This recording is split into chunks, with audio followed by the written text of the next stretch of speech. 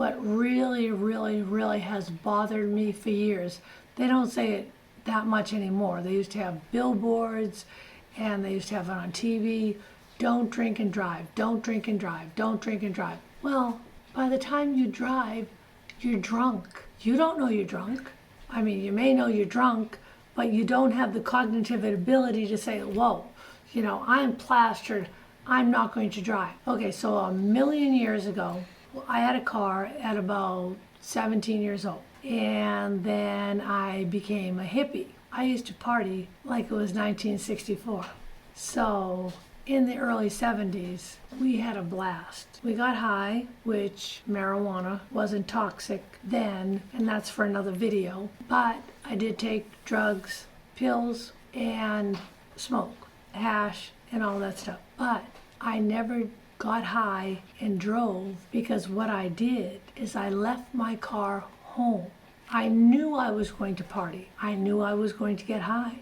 I knew I was going to be plastered. I knew I was not going to be in control of my faculties. So I left my car home. So like I said, it bothered me so much when all these things said, don't drink and drive, don't drink and drive, don't drink and drive. But they never gave you a strategy on how not to drink and drive. Now it's amazing. You could get an Uber, you could get a Lyft. Back in the day, we hitchhiked. So please, because there have been people that were drunk drivers and killed somebody else. And then you would have to live with that for the rest of your life, that you killed someone innocent. So I hated all those commercials on those billboards and things like that. They don't even say it now because they don't even care. One time, my daughter, she was working at Dunkin' Donuts, and she called me and she said, Mom, maybe this situation could occur in your life. She called me and she said, Mom, there is this man at the counter and he is drunk out of his mind. What should I do?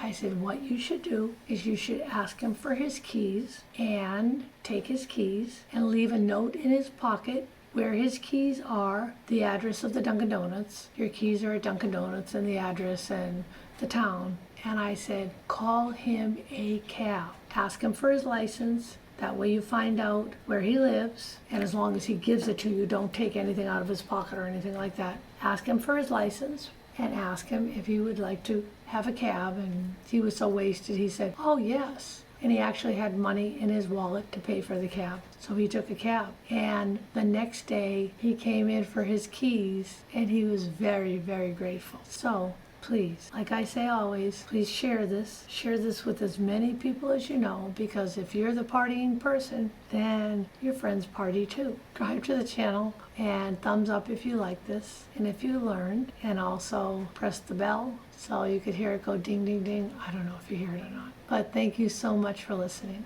I appreciate it and I care about you. And please, if you have any comments or any ideas that could be helpful to me, I would appreciate it. If you need any help, please leave comments below and subscribe and do all that cool stuff. Okay, God bless you. Until we meet again.